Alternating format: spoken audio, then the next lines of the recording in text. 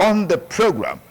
The Director General of the Department of State Services has recommended that communities need to be armed, empowered, mobilized to be able to take their destinies in their hands if we must challenge and confront this monster of insecurity, particularly from herdsmen who are involved in kidnappings, who are involved in murder, in rape, in armed robbery, and all of those social vices. Across the Federation, we're seeing this happening. But is this something we can't really deal with? Can we fully deploy the neighborhood policing, community policing, whatever name you want to call it, to address this monster? That's the focus of our conversation today on Politics Today on Independent Television. And really, let's meet our panelists. I want to thank very especially Mr. Odigie. Many thanks for joining us on the program today. It's always a delight to have you here on the show, a public affairs analyst, social commentator. Thank you for joining us. Thank you very much. Good morning. We also have with us here on the show, Idris Zachary is also an erudite, robust panelist on issues of this nature. Thank you for joining us on the program. Thank you for the opportunity. Okay. We have seen this happen over and over and over again. Is it that the political will is not there? Is it that those who are involved in these actions, particularly what you are seeing at the level of the communities, they are bigger than the state, they are bigger than the armed forces, that will continue to see this bloodletting day in, day out, week in, week out in our communities? Let me begin with you, Mr. Odigie. Well, thank you very much. This is not the first time, and from the way and manner at which we are approaching this insecurity issue in Nigeria, it will not be the last time.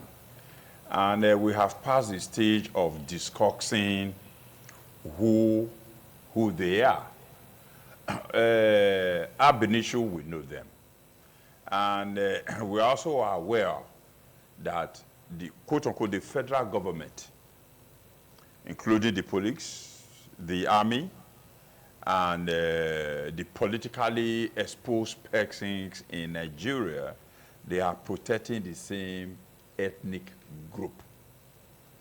And they have used different terminologies or adjectives to qualify them. They call them herdsmen. They call them bandits. They call them that the issue is between the herdsmen and the farmers. We all know that they are the Fulanis. Everybody knows that, unless we want to be economical with the truth. Now, Nigeria's security system architecture is already in a state of, comatose. Nigeria is a failed state. We cannot address it. And the only way we can address it, which the DSX, Director General, has said, go and defend yourself. Unless you want him to say it in another manner. He has already told you the import of that statement is that the Nigerian security architecture has failed, period. No, but that's not what he said. No, that's not what he said. I said the import yes. of that this statement. This is your interpretation. The import, whether you call it mine, the interpretation of everybody is that the Nigerian architectural system has failed. Now, let me tell you, since the beginning, tell me one Fulani person they have arrested and prosecuted. Absolutely none. During the time of Buhari, what did he say? That we should learn how to cope with them. That's the mindset of a president of a country. That's what he said. That we should learn how to cope with them when they were killing our people, raping our girls, killing our mothers. All he said was that we should learn how to cope with them. And the same thing is still going on. There is no solution. The only solution that we know is that we should go out there and defend ourselves. Now, let me tell you, the monkeys are doing it. And I've been telling people off and on. If the monkeys, if you go to their, to their natural habitat, when they are grazing or when they are sleeping or resting or what, they always assign one monkey to stay at the very top of the tree, to be watching, what we call the watching tower, to be watching if there's any predator coming. Once they see a lion or a tiger or whatever approaching, it will send signal to the whole of them. You see the whole of them immediately. They will jump and escape. Okay. So if animals can do that, why can't we, human beings? Why are you waiting for the state government? Why are you waiting for the federal government to come and rescue you? It is virtually impossible. What they need to do, as simple as the big C, go back to your various communities, organize yourselves, go to the villages, to the forest, and flush them out. Okay. The Fulanis. Okay, let's pursue there. Okay. I'll come back to you in a moment. Idris, give us your perspectives on the workability of this model of arming our community people to be able to take charge and defend themselves without necessarily politicizing it. Because we have seen with the vigilantes, they are being politicized. What is the possibility of deploying this model to be able to ensure that our communities are protected? I saw that with that statement coming from the Director General of the DSS, it was followed with the incident that happened in Uromi. And people started saying, oh, well, because of what the DSS Director General said, that was why what happened in Uromi happened. They forgot to add that the DSS referenced what happened in Bauchi State, where in Azare community and Tafawa Balewa communities, the people were able to mobilize themselves against Boko Haram onslaught. Please, I'd like you to build it from there. Thank you very much for this opportunity again. The first law of human nature is self-preservation. The human being will do all he can to preserve himself. Let's reduce it to our family. If somebody jumps through your fence, threatens you and your loved ones, if I am the leader, of course, I'll be the leader of my house. The person ceases to exist. That's simple. Whatever the consequences is, you can deal with it later. And it's the same. And it is a shame, it's painful that that kind of comment is coming from no less person than the DSS, because they collect salaries and they collect emoluments to protect Nigerians. They are now returning the responsibility back to Nigerians. But let's take it, let's take it as it is. Let's talk a little about the incidents you mentioned. People have now decided to protect themselves. There is something that is instructive about the incidents in Rome, because there's this concerted effort to demonize, like barbarians live there. No, it's wrong. And there is details. The devil of that matter is in the details. And that is that people traveled all the way from Port Harcourt, with arms, whether it's hunting arms or otherwise, we'll find out with time. Traveled all the way from Port Harcourt, got on a vehicle. When you are coming from Port Harcourt, you pass through Port Harcourt, you pass through Bayelsa, you pass through Delta, then you get to Edo, and then you are now heading out of Edo towards Uromi. Before, it's a community vigilante that intercepted to check. From Port Harcourt to Edo, where are the security checkpoints? Where are the military checkpoints? Where are the naval checkpoints? Where are the checkpoints of the NSCDC? None of those were functional and active. And these persons got to Uromi, and it is now community people that discovered that there was arms in the vehicle. And someone is here trying to convince me that we have any form of security. If sometimes when we are discussing these things on TV, it seems as though this is a Nollywood movie. They say to the man who is not bereaved, the body of a dead person is like movie. But until it happens to you, I happen to have known one or two persons who have been kidnapped by Fulani herdsmen. I'm qualifying it because that is what the feedback is, that these are people that are kidnappers. This is the language they speak, and we must separate it. Not all Fulanis are kidnappers, but especially the Fulani Bororo, the nomadic Fulani, because there are Fulanis who are not in the bush. The nomadic Fulani have now made it a point of duty to, in addition to all the other atrocities that they commit, destroying farms, to also now begin to take people and collect ransom. And there is no case like the individual I mentioned that was kidnapped here in Benin, off the bypass, Akure, between this Akure bypass and this through this your place here, Oluku. The person that was kidnapped, I don't know of any record of this person being arrested, tried and prosecuted. Now, they collected money, millions of naira, no trace of that money. They use POS to do it. They use phones to communicate, to negotiate kidnapping. If I abuse the president on TV now, within the next 2 hours, they will track my phone and come and they know my house. They will come to my house. But people will negotiate kidnapping of tens and hundreds of people, and there's no trace, and they collect the money. How will this business not continue to fester? It's business to them. And that is why when they succeed, imagine, I give you another example. Somebody comes from Mali, comes to Nigeria, does kidnapping for 3 months, goes back to Mali, marry 2 more wives, builds a house. How will he not recruit his brothers from within to come and join him in the illegal trade of kidnapping Nigerians? So for me, if something like what happened, you know, I hate to say it, there's one part of me that is not too bitter about it, because it's a reaction to issues. Yes, we condemn that action because it is 13th century in nature. We cannot go back to that era of jungle justice, you know, of hurting people. We must hand people over to security agents. But is there proof that when you hand over people to security agents, they have always done the job? I lived in Ekosodi when Ekosodi was very hot. Hundreds of people were killed there.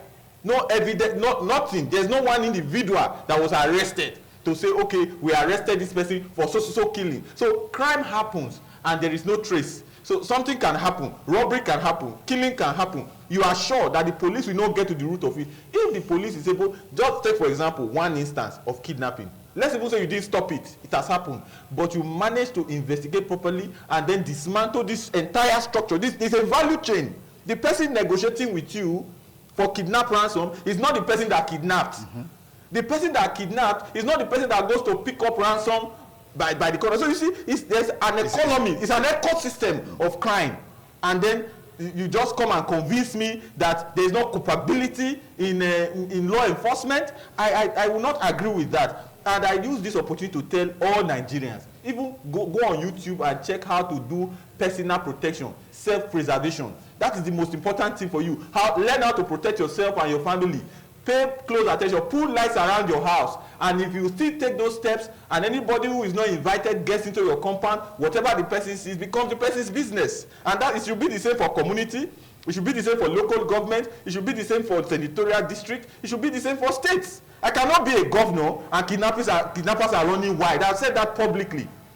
If you are a governor and kidnappers are running wild in your state, you are incompetent. You have 700 million, 800 million security vote monthly, and kidnappers are running wild. How so? I will lead the charge. If I were a governor, I will lead the charge. Go there. But the present Borno state government did it.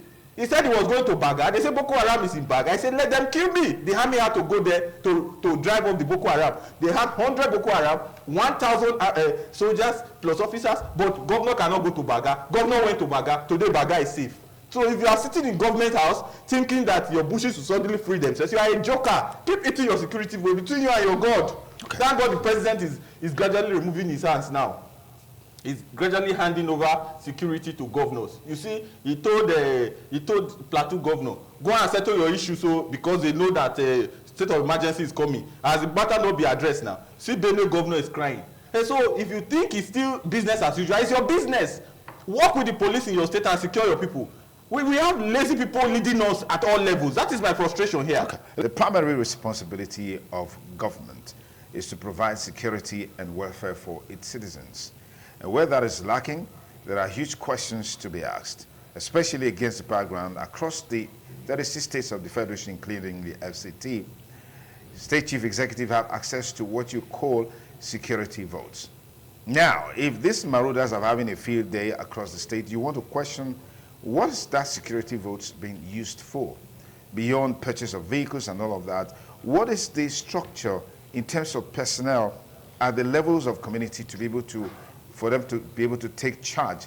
That's one question. But let's just take a listen to what the Director General of the DSS said in a paper that he delivered recently that attracted a lot of attention across the country. Take a listen, and we'll have 2 other videos we'll play for you before we continue the discussion. And subsequently, our studio lines will be open so you can call and be part of the conversation. Be on my way out by April. And all I've learned is covertness, how to do things covertly. So, General Musa, you made a mistake with me. When we invited you for this program to be the chairman, you now decided to go and apply for Canadian visa. So we covertly made sure we denied you.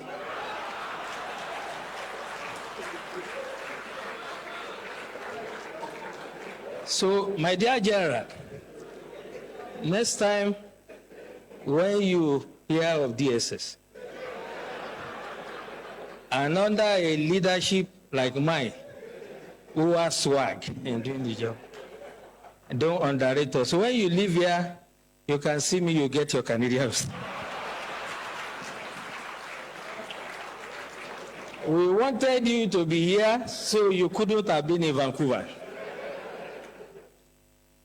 Speaking seriously about the practical approach to mobilizing to curb insecurity, I'll share experience with you when I was state director in Bauchi. Most of you will remember an incident in Azari. A group of terrorists, the Boko Haram, then had invaded Azari. They were shooting in an attempt to kidnap, and the community chased them. They killed some members of the community, but the community members killed all of them. The last guy, Khalid, climbed onto a tree and was firing. The community stood, they were resilient, and they killed Khalid. Since that day, there has not been one terrorist attack in Azari. As a matter of fact, the former head of state, General Ibrahim Badamasi Babangida, said, and I quote, if we want to stop or curb this terrorism, we shall emulate the Azari example.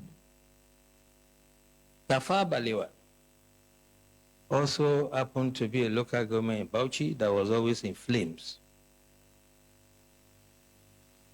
And the people of Bogoro and some part of Tafawa Balewa, where the Sayawas are, rose up on one occasion. They knew their terrain better, climbed onto trees and mountains. When the invaders came, they did not only repel them, they seized their weapons. And since then, you can attest to it that you hardly hear about Tafawa Balewa again. What I'm trying to say, the practical approach to mobilizing people, is that you have to get everyone involved. You do not expect the Nigerian Army, police, DSS, to protect every Nigerian or every community. It is not going to work. In the US, if you visit someone in the house, you will be shocked that when the guy hears a police siren, he will just pull his drawer, bring out his gun and keep it. So one of my hosts did that, and I asked him, why are you putting gun here? He said, well, if they are chasing someone and he enters my house, I'll shoot him first. And that is the layer we have to start thinking about. How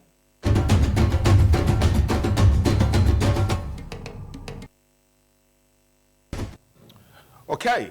The Azare model of confronting Boko Haram, the Tafawa Balewa model of confronting local insecurity is the way to go. But let me just quickly welcome Greg Iyayi, Esquire. Thank you for joining us on the program.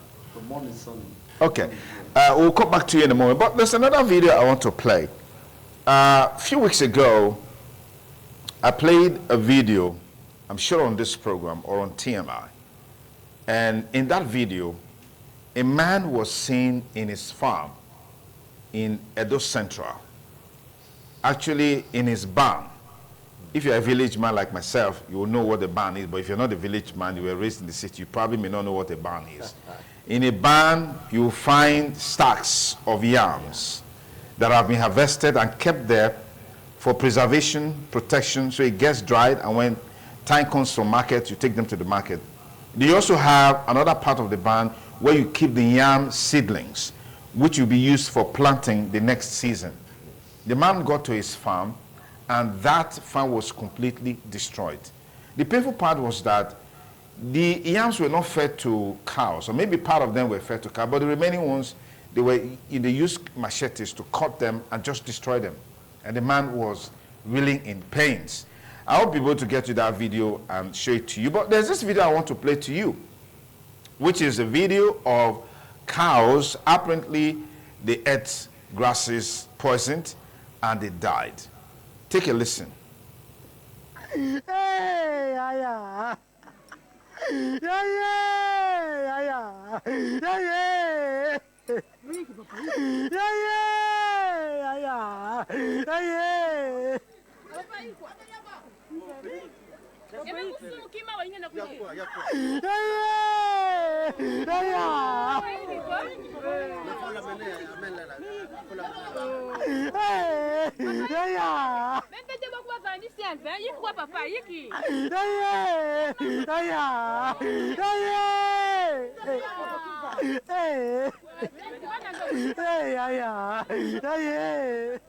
Yeah. And now you can see the wailing and the gnashing of teeth, because in that video you can see the hundreds of millions that have been wasted by virtue of the action taken by people that want to protect their farmlands. This definitely cannot continue. I'm sure anybody that's seen this video will feel, but I was particularly pained by that video. And I was also pained by the other video that I talked about, which we're trying to get across, and just to have a balance of the conversation. Let me begin with Mr. Greg Iyayi. The DSS DJ has told us that we have to go back to our communities. Do we need any further legislation, or we already have enough legally to ensure that communities are able to take charge of their communities against these onslaughts? Well,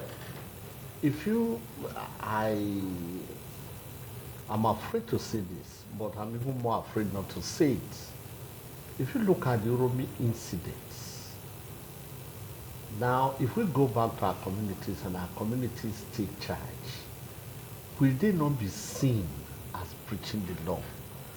There was also another very painful incident where a man, the Supreme Court had just given a judgment that we hold with healthy suspicion, where a man was confronted in the farm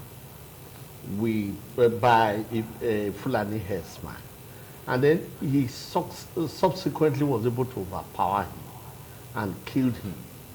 The law is clear, the criminal codes, that one of the exceptions or defense to murder is if you are fighting defense of your life or in defense of your property, that you can use proportionate force against any person.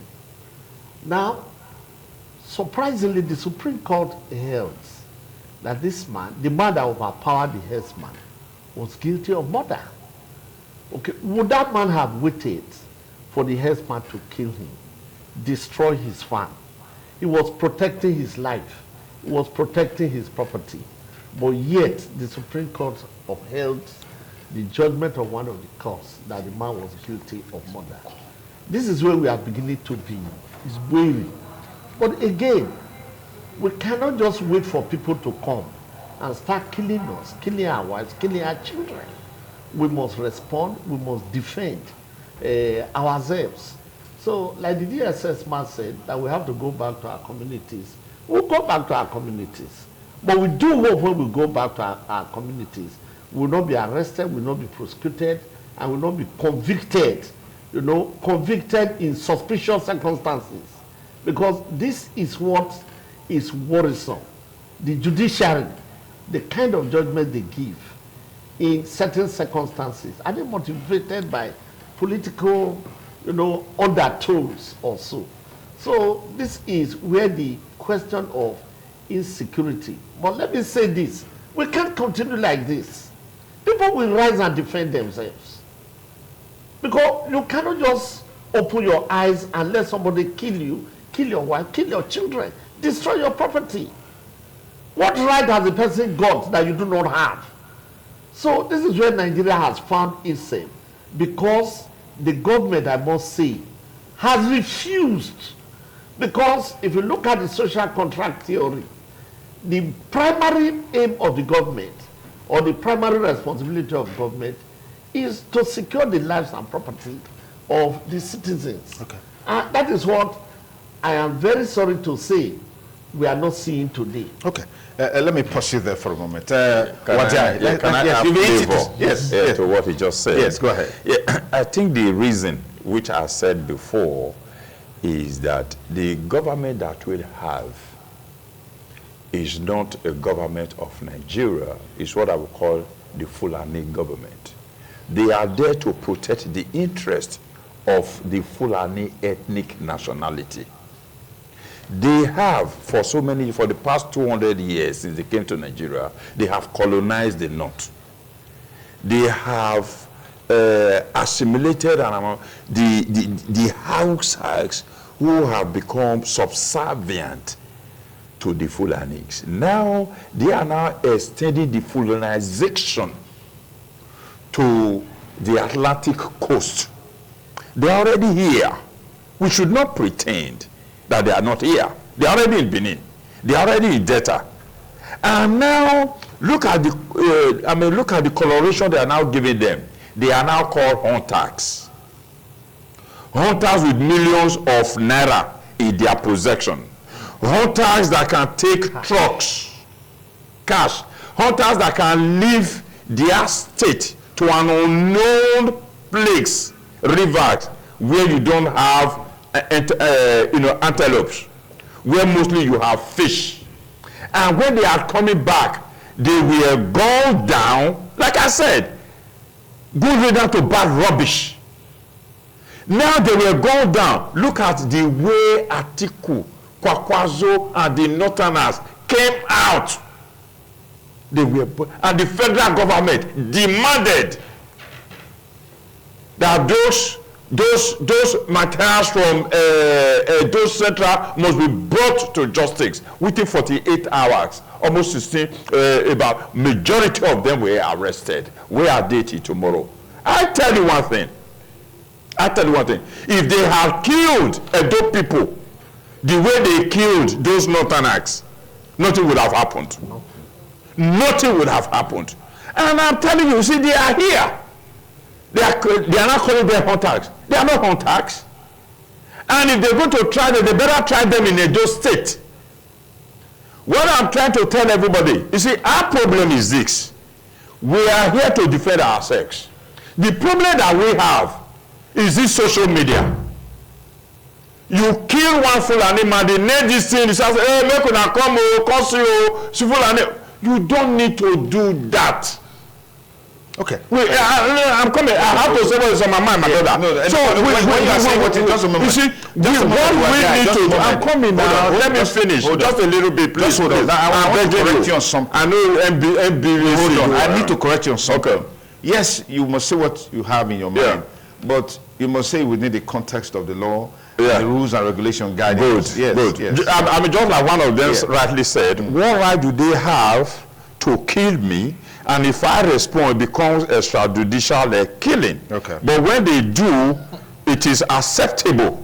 And the NNBC, I remember, when you say Niger or the Jocks, they are militants, it's okay. But they gag all the electronic print media not to use the word Fulani. You will pay 5 million or 10 million naira for using their majority in terms of Buhari. So these are things that are going on that we're already aware of. These people, like I say, they are being protected. They are everywhere. Okay. Nothing that you will do in Nigeria or get in a, so what they need to do is go and protect yourself. If you take any action, please do not, I repeat, do not videotape it. Okay. And send it on air. All right. Let me pause you there, Mr. Wadiai. Idris, it's a very serious matter, you know that. But let's talk about the rules state governors, the leadership they can provide to empower these communities to be able to take charge and defend themselves. Then in addition, are we also concerned about the flip side on this conversation? One of the major issues that has fueled this crisis for long is that the herders are also looking for green pastures to take care of their herds. Now, the grazing routes are no longer there because obviously development has overtaken them. So what is now their fate and their herds in terms of their survival? I mean, you can see the way that man was willing just now.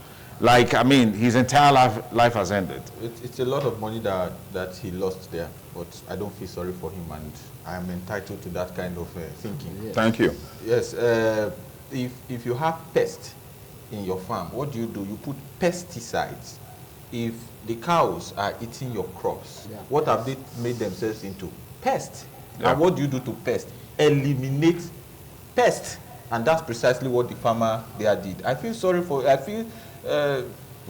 it's bad that he's crying that much, but I genuinely don't feel. Okay, now let me just reference this video. I'll come back to you. I mentioned this video in my, somewhere in the course of this program. This is the farm barn that I talked about. Now you can see those tiny yams you're seeing on the ground. They're actually the yam seeds. For planting. For planting. For planting. Yeah, but just take a listen. Listen. Let's hear what the man has to say, just for balance.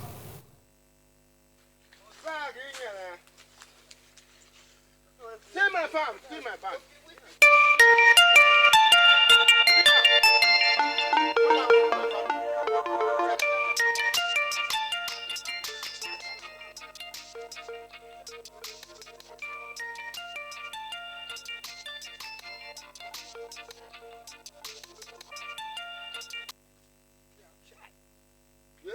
I bought a woman, Marusa. See, see what happened. Yeah? Oh, I'm on it now.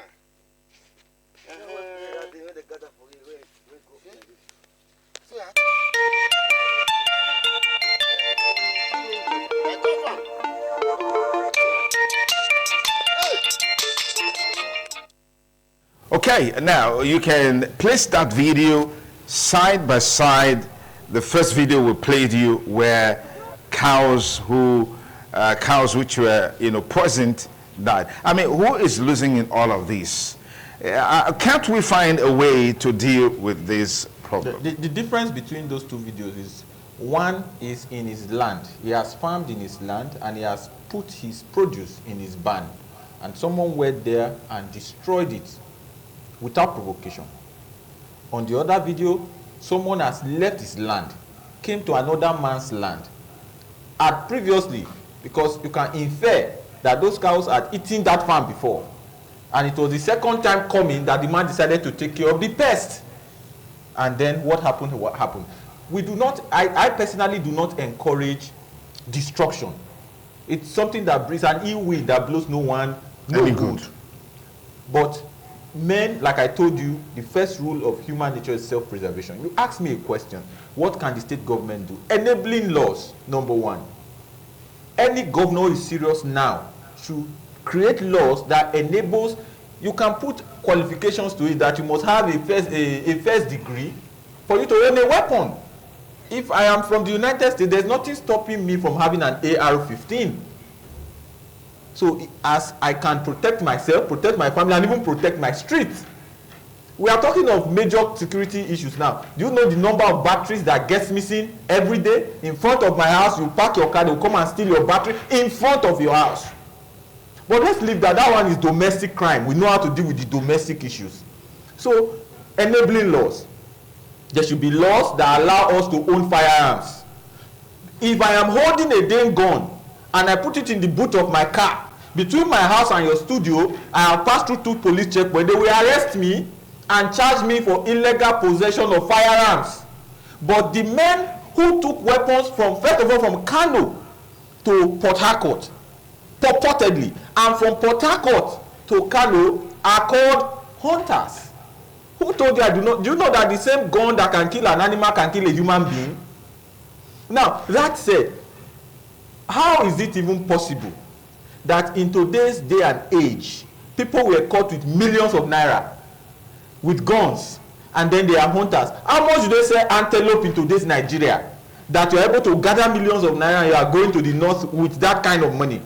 Now, how come they are able to beat the banking system? Why do we have a banking system? So that when money, illegal money, illicit money is going through the banking system, it has what we call a financial footprint. But go and check, all the kidnapping that are done are not passed through our banking system. They either use POS in some places, or you go and drop money in some places. There was one that I listened to yesterday that thoroughly broke my heart. Someone was kidnapped, and the sister went to pay ransom. This person was released. The sister that came to pay ransom was kidnapped, and they are looking for new ransom now. And the police, when you go to the police, they tell you they are helpless. I have said it before. If you pretend to pay people, they will pretend to work for you. The Nigerian policeman earns, a constable earns around $50, 70-something thousand. You are pretending to pay that man, and that man will pretend to police you. That is why whenever you see them, you see a lot of checkpoints. Everybody is doing Osusu ministry. They are gathering for the next Osusu. Nobody is interested in policing. So we must take ourselves seriously. In my community, in each street, appoint people who will be in charge of security. We cannot continue like this. People are running wild. Our bushes have turned to... nobody goes to the farm anymore. We can't go to the village for almost 2 years. Once you have kidnap value, you dare not. I dare not. You don't even go to some parts of Edo North now. I was in Uromi last year, just before the governorship election, and the drivers, I'm stating specifics now, the drivers opposite the big Catholic church, I can't remember the name of the Catholic church in Uromi, told me that there are some roads that they have seeded to kidnappers. You dare not pass there. It's more like, okay, we have left this one for you since you have already taken over. In your own community, there's restriction of movement, illegal restriction of movement by people who are not even from your community. Not state actors. Not state actors. So many ungoverned places, the local government has collapsed. The governors, that's where the agreed come in. Local governments are not empowered, so much so that local government have collapsed. So there is no local government administration. Everybody is running to Benin. So Benin is now Edo State. What of all the villages? No wonder food inflation is almost killing the living. That is the truth. Food is up through the roof. Look at the yam now that was wasted there. And then even look at the animals. So it's painful. We cannot have grazing route in 2025. We talked about grazing routes. There should be ranching. Yes. There should be ranching. A cow that has trekked from Sokoto to Benin is no longer a normal cow. You just imagine a human being trekked from Sokoto to Benin. That's why they don't think correctly. So the best bet is to ranch them so that you can get meat, you can get skin. You know how much Netherlands exports from cattle, and they are not killing each other. Okay, let me take a final point from Mr. Greg Iyai. Considering the fact that this challenge has been there for a long time and is growing by the day, we have seen even Boko Haram resurgence in the northeast. Many of those local governments that were hitherto taken over by the armed forces, they have been retaken. I mean, Senator Ali Ndume recently on the floor of the Senate talked about 3 local governments now in the hands of Boko Haram. Just yesterday or so, we heard attempts was made on Goza, but the military was able to repel it. I mean, just give me a final perspective on this. My perspective is this: the government must show willingness to defend people, because the political will is what we are not seeing. We know that 12 million people in the U.S. came in illegally through the border. But that was in 4 years. And the government kept saying that they have no sufficient legislation, to stop it. But illegal immigration is down now by 90%.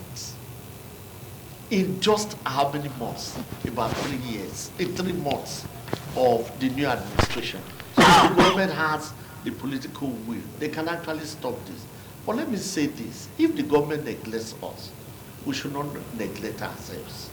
We must, within us, find a way of defending ourselves. That is the only option. Because if we are abandoned by the government, it will be very reckless of us to abandon our villages, abandon ourselves, and then before you know, we are talking of extinction. Okay, let's take just a few more calls. Hello, caller. Good morning. What's your name and where are you calling us from? Hello, caller. Good morning. The line is jammed. Our studio line will be up shortly, so you can call and be part of the conversation on the program Politics Today on Independent Television and Radio. Hello, caller. Good morning. What's your name and where are you calling us from? Okay, ultimate degree. Go ahead quickly. Well, it's unfortunate about the situation of foreign in their country now. Someone said that we should defend ourselves. I want to answer this question. By how? Are we defending ourselves with our bare hands against these people that are carrying sophisticated weapons? And our president has said that what is happening is aware. It's trouble. But in what way? In what way? It's in France right now. Nigeria is burning. He says it's aware what is happening. How can they protect Nigeria? The people are hungry now, cannot keep their US food. Very, very bad, my brother. Oh, I think ultimately great. Our studio line is still open, 080-7777-0300. That's the studio number. Dial it right now and get your conversation on course on the program. Hello, caller. Good morning. Welcome to Politics Today. We lost that call. Please, this is serious business here. Ensure when your call goes through, go ahead with your contribution. Good morning, caller. Good morning. Yes, where are you calling us from? I'm calling from England. Go ahead, please. What you have for Uromi? What you have for Uromi is condemnation. What you have for Uromi? Where Alpha from Uromi are carrying weapons from Uromi. Our people cannot keep trying. Our governor who beg their governor.